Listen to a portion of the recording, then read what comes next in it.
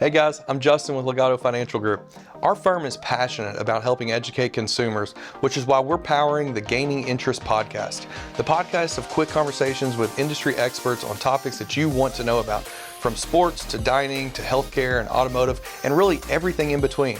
It's hosted by one of the greatest local personalities that I've met, that's John Ramsey. I'll tell you why I love this podcast, because it's all about community. We used to call it water cooler talk, and that no longer exists. But if it's interesting to you, it's interesting to us. We encourage you to tell your friends. As Justin mentioned, we're going to talk about everything under the sun. We will be gaining interest, and we appreciate you watching. Hello again, everyone, and welcome to Gaining Interest, about all things interesting, and we are powered by Legato Financial Group. There's going to be a time in your life where you more than likely will either buy or sell a home. We're going to save you money, and certainly that is interesting, and that is what we're all about. S2 Realty Group, Homepage Realty. We have two experts here with us, Susan Smith and Melanie Leonard. Welcome in, you guys. Thank you so much for joining us. Hey, thank you. Thank you so much for having us. All right, so this is good stuff, because the bottom line is I want to talk about how people can save money, things they need to know. But first of all, whenever you buy and sell a home and you check out the market, it is really a good economic indicator, Susan. So yes. I wanted to ask you, how is the market right now as far as buying and selling? What are you seeing out there? Well, it's not as crazy as it has been, over the last couple of years, but it's still, inventory's still low and interest is still high. And we're getting to a point where we are having some multiple offers on contracts on homes, not as much as we did before. So it's still really good out there. It's always good to buy. I see you smiling. There we go. Okay. So S2 Realty Group, Homepage Realty.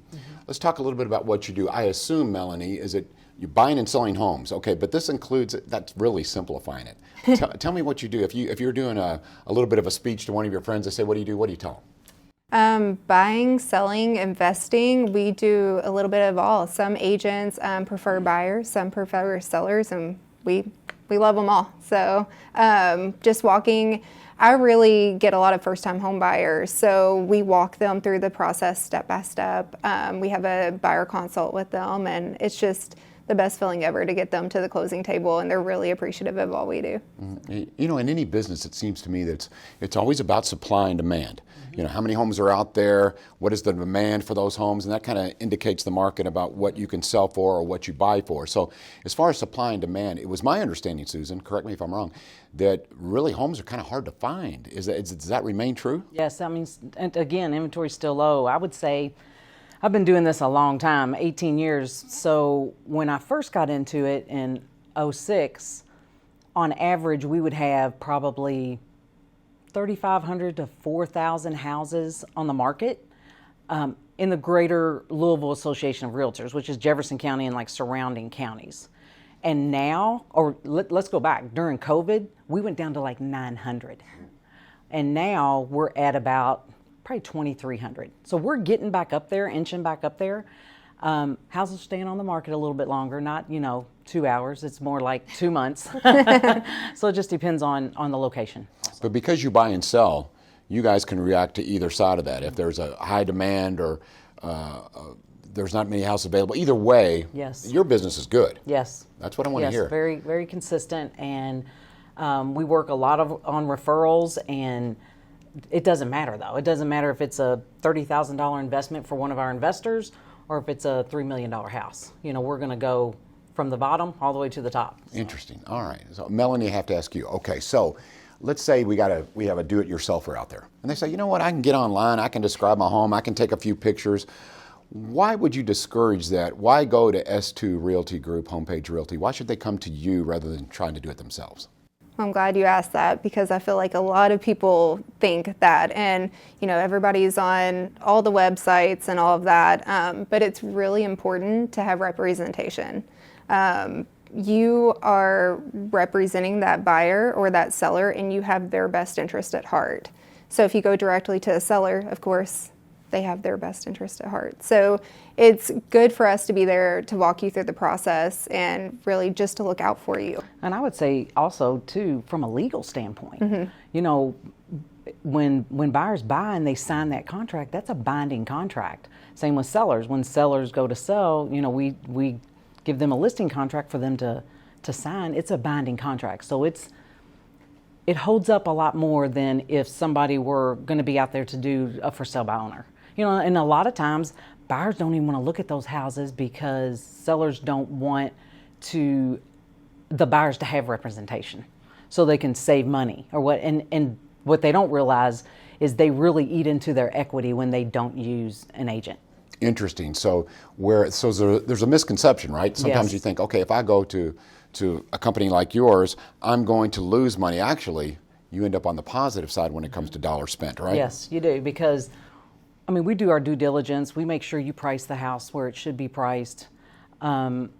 We do our best to get you the highest price possible. Of course, when the market was crazy, people were going over asking and all of that. We're not having so much of that now, but we're still going into multiple offers on some. So we let sellers know that too. If we price it right, you still might get some multiple offers. So Melanie, talk to me. You guys have to wear multiple hats. You have to be an expert in a lot of fields. One of them being marketing. It's so important to market your home. So tell me about the methods that you use there, because I know you guys are cutting edge. You're one of the best. Everyone knows Thank you that. so Great much. reputation. Congratulations to you. But with that being said, so how do you market a home? What do you do? What resources do you use? Well, I love marketing, and Susan always laughs at me about this because I am a stickler for marketing. So part of the reason why I joined Homepage 3 years ago, when I was interviewing at other brokerages, there's some brokerages that just don't hold up on their marketing piece, and Homepage is amazing about it. So they provide us with so many materials for marketing. We have our Matterport that walks you through the home. It literally has digital footprints throughout the home that you kind of hop from room to room. We have our drones that we fly over the home so you can see what the surrounding area looks like. It's amazing.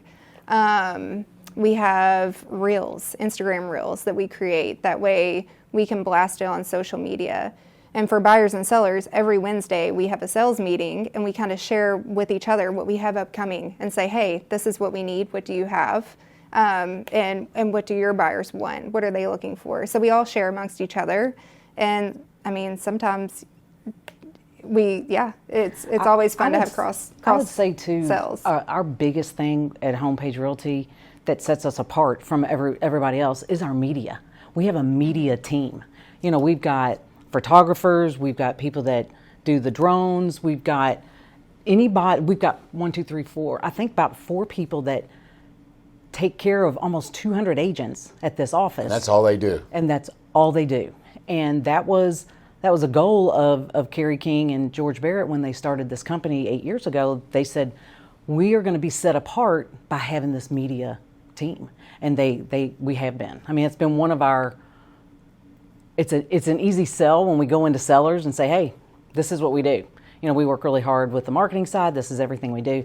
And, we do lifestyle pictures, all the stuff for social media. And they're very just giving and willing to help us through all that. I cannot stress enough how important this information is. And the reason I say this is because your home is probably your most valuable asset. Absolutely. So when it comes time to buy it or sell it, you want to maximize on either side, whichever side you happen to be on. You guys have a consultation. Melanie, you have that book, and if you just show, we don't have to go into detail. A guide to purchasing your home. There's a lot involved here. It's amazing, and we walk you through this. It's huge, right? Yeah, we walk you through this in a buyer consult. We break it down.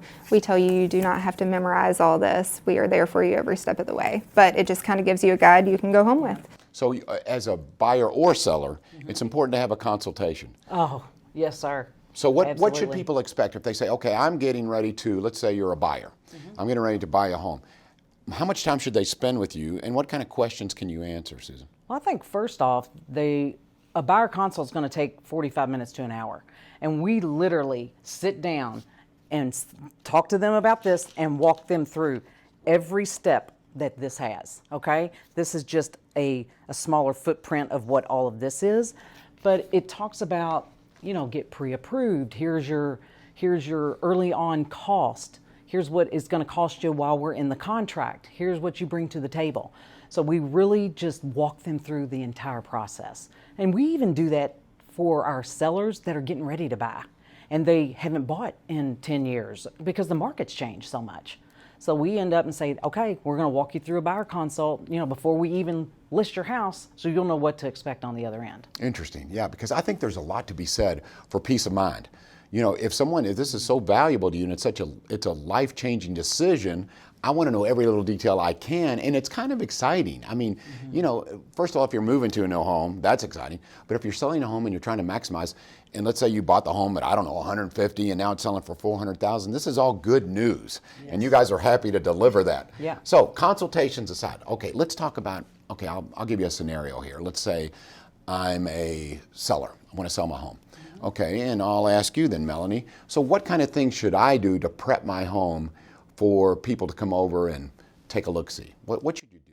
We have a checklist we give here we as well go. for sellers. I actually had a friend recently, and his mom was like, all the houses that we see that you list, they're so pretty. You don't list ugly houses. And I'm like, no, we just really prep our sellers. So we walk through, go over our comparative market analysis with them so they know what to expect price-wise. We really study our comps to know what things have sold for in the neighborhood or nearby. But we also have a get ready for pictures checklist. So really just decluttering, depersonalizing. You stage things a little bit too? A little bit, yeah. We try to be there on picture day, and we kind of move stuff around just a little bit. But just having it picture ready. Pretty much as soon as it goes live on the internet, that's it. Showing start. I think what Mel was talking about is we literally walk through with them to each room, and they're like, "What do we need to do here? Do we need to paint? What do we need to take out? How do we stage it? They want it to be, because let's get real. Everybody's looking online. First and foremost, 99% of people are. And that's what captures your eye are the pictures. You mentioned online. I think that's interesting because I think now whenever someone shops, there's a lot of online shopping. With that being said, the home is such a big decision that I want to see it. I want to touch it. I want to look around a little bit. So let's talk about things you can do to enhance your home for that person who comes and gets that personal experience. I have heard, correct me if I'm wrong here, okay, Susan, they say carpet, lighting, paint. Declutter. True? Declutter. Okay, talk a little bit about that. I want to say that's probably been our biggest thing when we've gone to list some houses. Because you get in with people that have been in these houses 40 years. They have 40 years worth of stuff.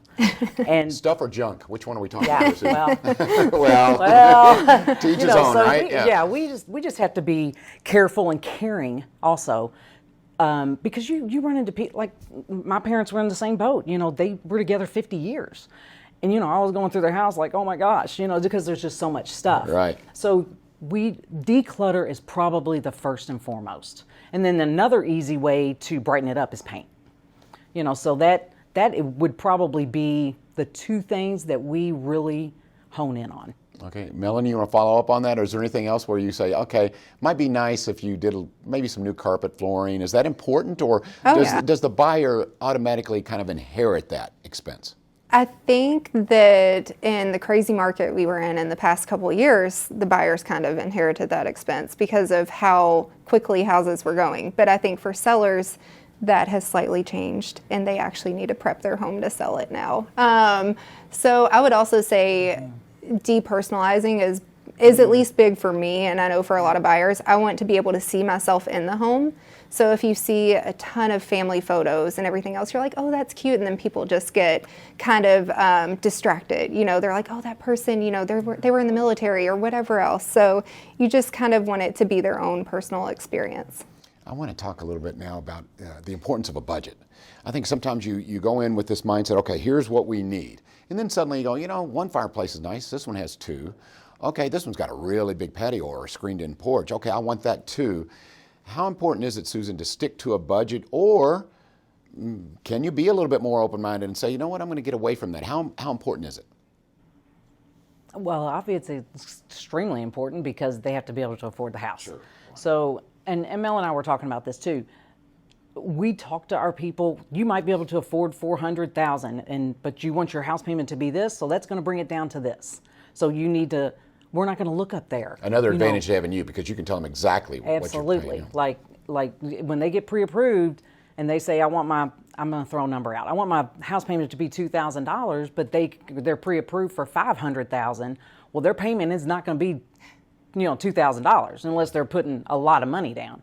So, I mean, Mel, you can speak on this too, because we've talked about this. Well, I think too, it's very dependent on if it's their first home, what budget they're in. But I don't want somebody, and I know she doesn't either, to be house broke. I love to travel, so a lot of my budget goes towards travel, and I want my buyers and sellers to be able to experience life like that as well. And that's part of this buyer consult that we do. Like, what is your interest and what is important to you? Do you have 6 kids? I mean, that's going to cost you money. Are you married and you don't want any children, or you don't have children? Well, what are you going to do? Oh, I'm going to travel a lot. So we personally dig down deep when we do our consults, whether it's for the seller or for the buyer. I haven't personally experienced this, but I hear about people who have committed themselves to a home they really couldn't afford.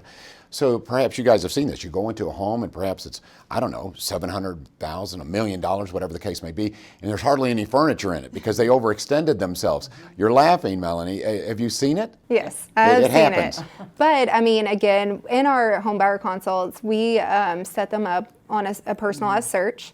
And I tell them, I say, okay, well, where's the top of your budget? We might go 20,000 under that in our search, because inevitably what happens is buyers will send us something off of, one of the websites out there, and it's 40 grand over budget. And I'm like, okay, well, this is why we have this search set up, so you don't go over budget.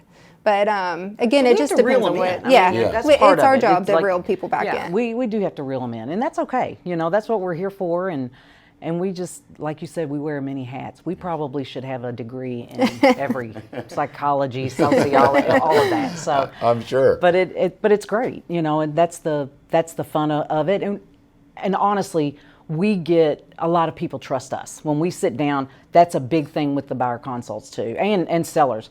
When we leave there, they trust. They know they're going to be taken care of.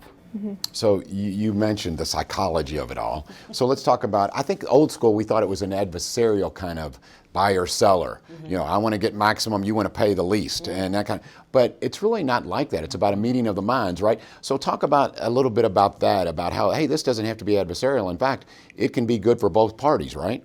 Well, I think what we try to do is just have a win-win situation. A win-win for the seller, win-win for the buyer, and so we can move on.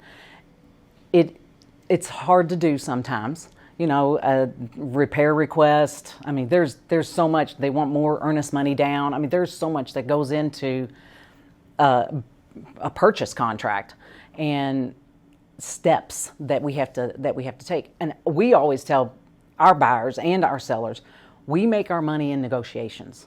So mm-hmm. that's where we get paid. So when we're negotiating, you're experts. There's a lot of times I'll say, look, I've been doing this a long time. I know this is what we need to do. And we are very lucky that we have people that trust us. So, because they know we're going to take care of them. I mean, we're not going to let them do something that is going to harm them financially, is going to, let's say we have the seller, is going to do something that is not really going to be fair to the buyer. You just can't cross any of those lines. And again, it goes back to the law and representation, binding contracts and having representation. Yeah. Okay. Speaking of contracts and commitments, so whether you're a buyer or a seller, there is you have to qualify, quote unquote qualifier. So what are the steps there? Let's say we have a baby boomer out there and they're saying, you know what, I'd like to sell my home and downsize. Kids are gone, and that's a scenario you probably see quite often. So what do they need to do as far as with a financial institution or with homepage? What do they need to do to qualify? You want to take that? Well, I mean, first off, what we would do is go do a listing consult. Go to their house, go to their home, walk through it, see what kind of condition it's in, give them any advice of the things that we do see: paint, carpet, flooring, all those things, declutter most of the time. Give them that advice, and then they'll have to talk to their financial, institution first. Do you help with that? Will you help with that? We do. Let's go back. So when we do listing contracts, we also do a seller net sheet. So we find out if they owe any money. And if they do, we break it down. And I didn't bring one of those, but we break it down. Like, here's the seller net sheet. Let's say we sell it this, and we break it down. Like, this is what goes to the title company. This is what goes, commissions, blah, blah, blah, and go all the way down. And then we ask, do you owe anything on your house, or condo or whatever? No, I don't. Well, so with that being said, their bottom line is going to probably be pretty big. So, okay, let's say you're going to make $300,000 because you don't owe anything. Do you want to go into a patio home or downsize at this price point? And if they're like, I don't know. We always say you need to talk to your financial person because they're going to know what's best for you. I can sell you all the houses in the world, but they're going to know what's best for you. So that we kind of push them off, so to speak, on their financial person when it comes to something like that. Well, and financial situations are confidential, so a lot of times we aren't privy to that information. True. So their lender, whoever their lender is, and we do have a list of preferred lenders and preferred contractors that we have. So you have a selection there if you don't have somebody in mind. So what's the trend now? You hear a lot of stories about people saying, okay, I want an urban lifestyle. I want to go downtown where things are vibrant and stores and walking, et cetera. Or are people moving more to the suburbs or a little bit of both? Susan, what are you seeing out there? Are people gravitating towards more a rural area, or are they saying, oh, you know what, I like downtown living? I see it everywhere. Okay. Both I do see yeah. both sides of it because like Norton Commons was huge for a while, and now it's just kind of like, oh no, I want to be more in a subdivision where I have more space in my yard, so, and a lot of it depends on age, where they are in their life, do they want to go to one floor plan? Do they have kids and they want to be away from them? They want their bedroom on the main floor and them upstairs. So I see it everywhere. I see people moving out of Jefferson County to go to Bullitt County or moving out to go to Shelby County because they want more space. So I'm originally from Bullitt County. Yeah. So my Bullitt County people, I think that Bullitt County is getting very busy and it's growing a lot. So I think that a lot of people, I've seen Taylorsville booming, Shelbyville. So a lot of new areas popping up. I was surprised. How do you guys feel about the success of Norton Commons, the continued expansion in Norton Commons? Oldham County side. Yeah, are you surprised by that? Do you see more of those kind of communities being built, Susan? Yes, I do. Even in new development, even in Jefferson County, when you can find, 5 acres, like a little bit of, they put them as close together as they can. And it's a different type of person that wants to live like that. It's about amenities, isn't it? Walking distance from everything. It right? is definitely about amenities, yeah. Okay. And Norton Commons is great. Yes. I can't believe they just keep building and building and building, but they've got people moving out there. I love their amenities. Yeah, and it's great. I mean, we go out there. I don't want to live out there, but we go out there because I love the amenities. Yeah, so. I can understand that. Yeah, I see the allure. Don't know if it's for me, but yes, I do see the allure. Okay. This would never happen with Homepage Realty, just letting you guys know. But you have had to have seen a few open house nightmares, catastrophes, something that happened. You're smiling already, but you're smiling like, I don't know if I want to tell the story. but I think it's interesting to people. So listen, I guess it's a don't do list. What have you seen and you go, don't do this, please? For open houses, I can't say, we talked a little bit about that. I can't say that we have that many issues with open houses nowadays because our deal with open houses is safety. So we make sure there's 2 of us or at least the 3 of us at an open house. The craziness of an open house, they're not as crazy as like if you're showing property. Like there was this one house I showed, and I know I'm getting off the open houses and I apologize. But there was one house I showed, we went into the basement and there was like a crazy person like drawn on the basement door, and it was like you could open the door. It was the weirdest thing I've ever seen. And I mean, it was creepy too. And I'm sorry, crazy person is not going to help you sell that home. Well, no, it's not. You know, I mean, it was just like, oh, but we run into all kinds of all the things. And it's mostly showing. It's mostly showings. Like you got. I think Melanie had one where she went in and some people were asleep in rooms, and we've got a family that wants to see this house, and we can't open doors, because there was also a language barrier, so that was a lot of fun. Hi, I'm here. Yeah, yeah. So it's I don't know. I think our biggest thing on open houses, though, really, John, is safety. You know, it's not. We really watch out and watch the people that are coming through the houses because I've been doing it a long time, and probably 15 years ago I was in a really nice house out in Brentwood, but we had some different people that were coming through there, and you just have to be very, very careful and pay attention. And 15 years ago, it was just me. I didn't feel like we had a safety issue. I've always had a safety issue, but you just have to be on. So when you say safety issue, someone who may be coming in for other reasons other than buying a home. Yes. Let's just be direct. Somebody coming in and wanting to steal or, yeah. And we blast it all over social media. So if you just have one person on your flyer, then, somebody knows that there's somebody hosting this home today and they're in there by themselves. So we really try to stick together. Another reason to have Homepage get involved, Homepage Realty. Yes. Right? Yeah. Make sure that they do that. Yes. Okay. Before I let you go, if someone else, I want to give you the scenario because I'm curious. As you both have trained eyes, obviously, you're professionals. So what do you look for when someone says, I'm selling my home, and you're kind of somewhat of an inspector? So you go in and look at the home. Talk about the bones of a home and the foundation and inspections and the importance of that. I'm going to let you do that. All right, Melanie, it's on you. My buyers kind of joke with me about how nitpicky I am, but I try to look around at ceilings, floors, look for cracks and stains and all of that stuff. In real estate school, they taught us to look underneath big rugs, to look at the condition of the floor.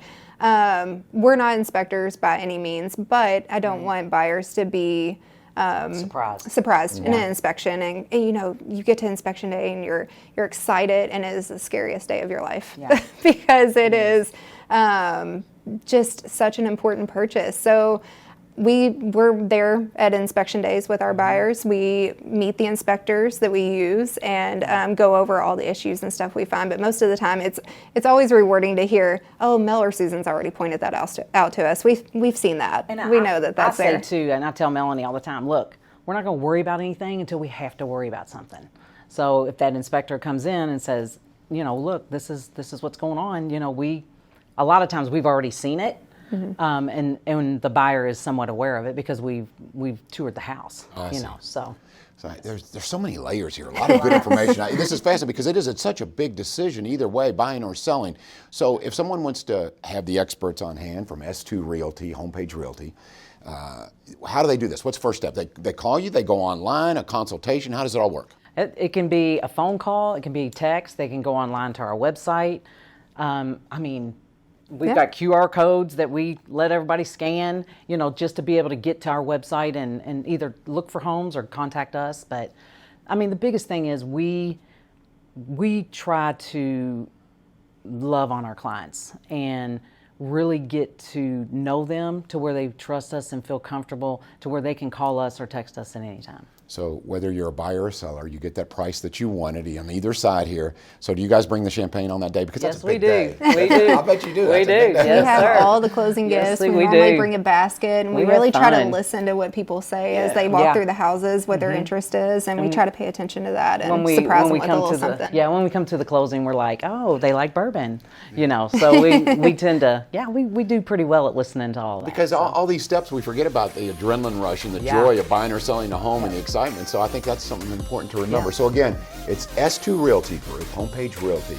And of course, you met Susan, you met Melanie, you feel like you know them a little bit. Well, if you're thinking about buying or selling, get to know them a little better. It's important to have expert advice. Once again, we are Gaining Interest, powered by Legato Financial Group. And thank you so much for joining us.